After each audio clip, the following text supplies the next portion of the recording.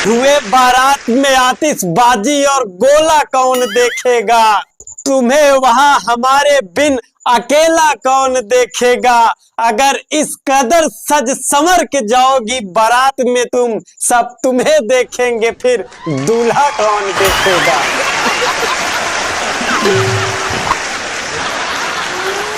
नमस्कार, प्रणाम, मैं मजाकिया शक्ति आप लोगों का हार्दिक स्वागत एवं अभिनंदन करता हूं।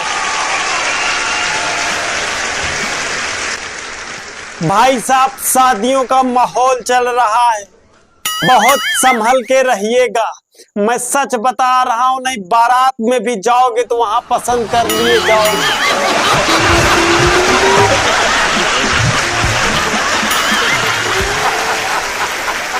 आपको मैं बता दूं कि आंखें कब खुलती है। भाई साहब, जो बकरी का बच्चा होता है उसकी आंखें 2 घंटे में खुल जाती है, और जो गाय का बछड़ा होता है उसका पैदा होते ही खुल जाती है, और जो बिल्ली का बच्चा होता है उसकी आंख खुल जाती है 5 दिन में, और जो कुतिया का बच्चा होता है उसकी आंख खुल जाती है 10 से 15 दिन में। लेकिन इंसान जो है भाई साहब, इंसान की आंख तब तक नहीं खुलती जब तक इनकी शादी नहीं हो जाती।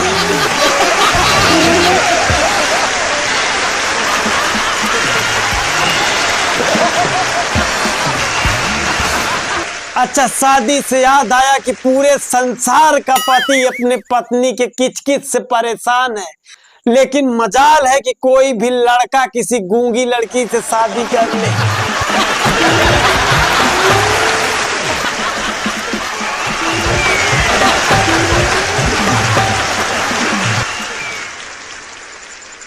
अच्छा, आपको बताऊं, इन लड़कियों को भगवान ने सब कुछ दिया है। हुस्न दिया है, सुंदर नयन दिए हैं, लंबे बाल दिए हैं, गुलाबी होठ दिए हैं, लेकिन ये सब देने के बावजूद भी कैंची जैसे जुबान देकर सब गुड़ गोबर कर दिया।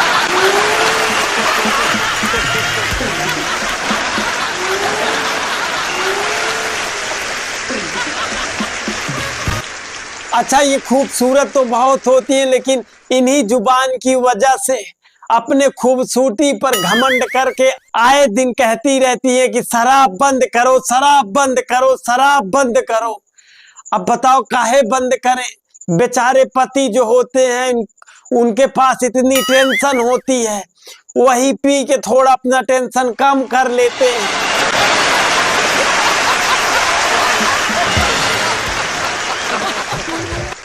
तो ये लोग धरने पे बैठ जाती है, शराब बंद करो। मैं कह रहा हूं मैडम जी, जिस दिन ये पुरुष समाज जाग गया और धरने पे बैठ गया कि मेकअप बंद करो, मेकअप बंद करो, मेकअप बंद करो, कसम से कह रहा हूं कि मुंह दिखाने लायक नहीं बचोगी कहीं।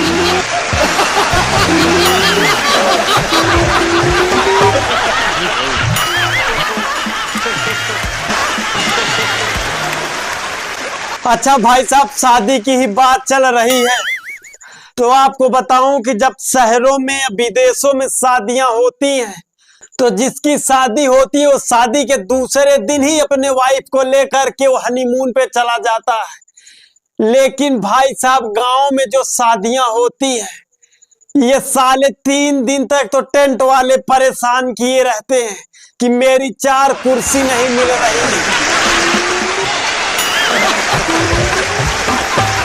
मेरा 7 चम्मच नहीं मिल रहा है, मेरी 2 बाल्टी गायब हो गई है, एक भगोला कम धुले थे उसमें जूठ लगा हुआ है, मेरे बेटर को तुम्हारे रिश्तेदार डांट दिए थे। मतलब यही सब चोचला चलता रहता है।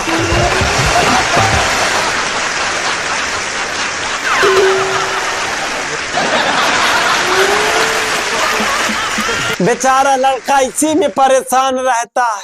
अच्छा, जब रात होती है तो उसको उम्मीद जगती है चलो अब मौका मिलेगा, लेकिन भाई साहब महिलाओं का ये गीत संगीत ही 12 बजे तक चलता रहता है।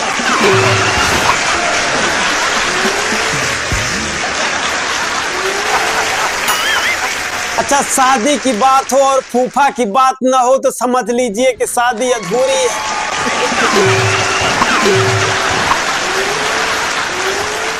फिलहाल आजकल तो फूफा कम नाराज होते हैं, हालांकि अभी नस्ल का असर है, नाराज होते हैं लेकिन उतना नहीं होते हैं।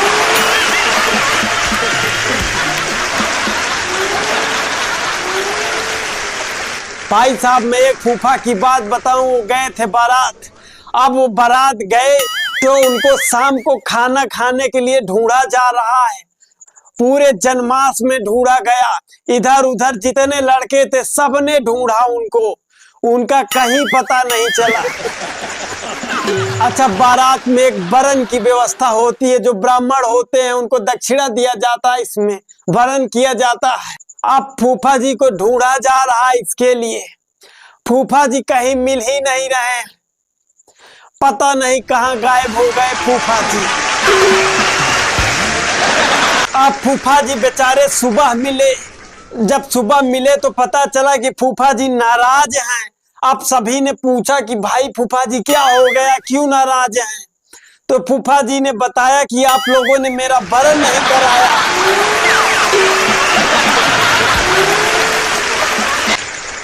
अब सब उनको समझा रहे हैं कि देखिए ऐसा नहीं है, मैंने आपको ढूंढवाया था, पूरे जनमास में ढूंढवाया था, अगल बगल कुल मैंने ढूंढवाया था, लेकिन आप कहीं मिले ही नहीं, पता नहीं कहाँ चले गए। तो फूफा जी कह रहे हैं कि मैं तो यही था, तुम लोग मुझे ढूंढे ही नहीं, मुझे खाना खाने के लिए ही नहीं पूछे। अब फूफा जी हाइपर होते चले जा रहे हैं, किसी की सुन ही नहीं रहे हैं। तब एक छोटा सा बच्चा था, वो कहीं से देख लिया था। अब वो आके बोल रहा है कि फूफा जी जनमास के पीछे आप ही तो लोटा लेके बार बार जा रहे थे।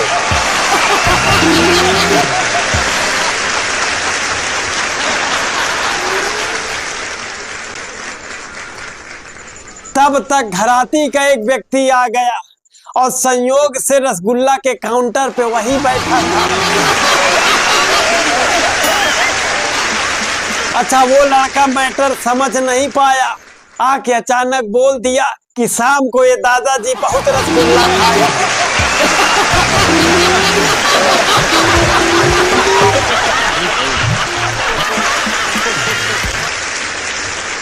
मतलब फूफा जी इसलिए नाराज है कि मुझको खाने के लिए कोई नहीं पूछा, और वो लड़का कह रहा है कि दादाजी बहुत रसगुल्ला खाए। तभी बीच से कोई बोल दिया कि लगता है यही नुकसान कर गया, फूफा जी का पेट खराब हो गया।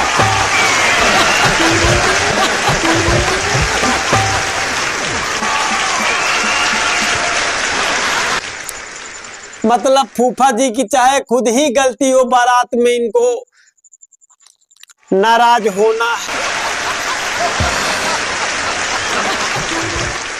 अगर फूफा जी नाराज नहीं हुए तो समझ लीजिए कि बारात अधूरी है।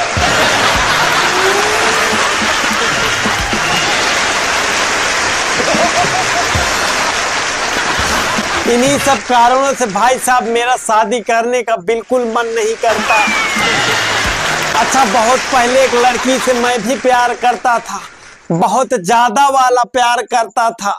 आप समझ लीजिए कि आशिक तीन प्रकार के होते हैं, एक होते हैं आशिक, एक होते हैं घनघोर आशिक, और तीसरा जो होते हैं भाई साहब बड़े खतरनाक टाइप के होते हैं, उसी तीसरा टाइप का था मैं। तीसरा टाइप कुछ इस तरह से होता है भाई साहब की लड़की के मनपसंद नेल पॉलिश अपने नेल में लगा करके उसी हाथ से खाना खाते हैं, ताकि फील आए कि मुझको लड़की अपने हाथ से खिला रही है। इसी टाइप का मैं भी आशिक था भाई साहब।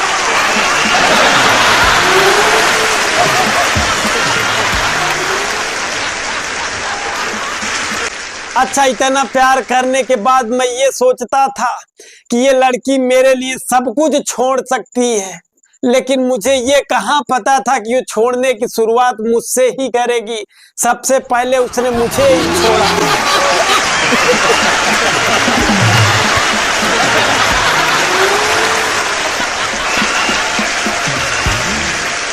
तब से मेरा शादी करने से मन ही उठ गया। लेकिन अभी हाल ही में मेरे घर वाले दबाव बनाए मुझ पे कि एक लड़की कोई देखे थे, बोले जाओ देख के चले आओ। भाई साहब बेरोजगार हूँ, घर वालों का खाता हूँ, तो कहना मानना पड़ता है। बाप का डर है। मैं गया, वहां गया, अच्छा संयोग से लड़की भी पसंद आ गई भाई, सुंदर थी। अब जब लास्ट में मैं चलने लगा तो वो बोली कि शादी के बाद सारे दुख दर्द मैं आपका बांट लूंगी। तो मैंने उससे बोला कि मैडम जी मेरे पास तो कोई दुख दर्द है ही नहीं। तो वो कह रही है हाँ वो तो मुझे भी पता, इसीलिए तो मैं कह रही हूँ कि शादी के बाद।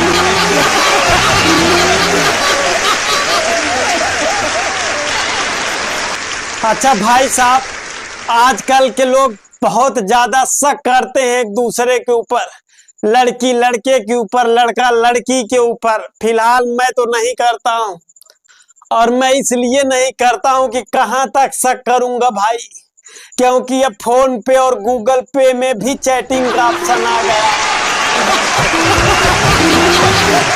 तो कैसा लगा ये वीडियो? अगर अच्छा लगा हो तो कमेंट बॉक्स में कमेंट करके जरूर बताइएगा। अगर चैनल पे नए हैं तो चैनल को सब्सक्राइब कर लीजिएगा। मिलते हैं एक नए वीडियो में, तब तक के लिए जय हिंद।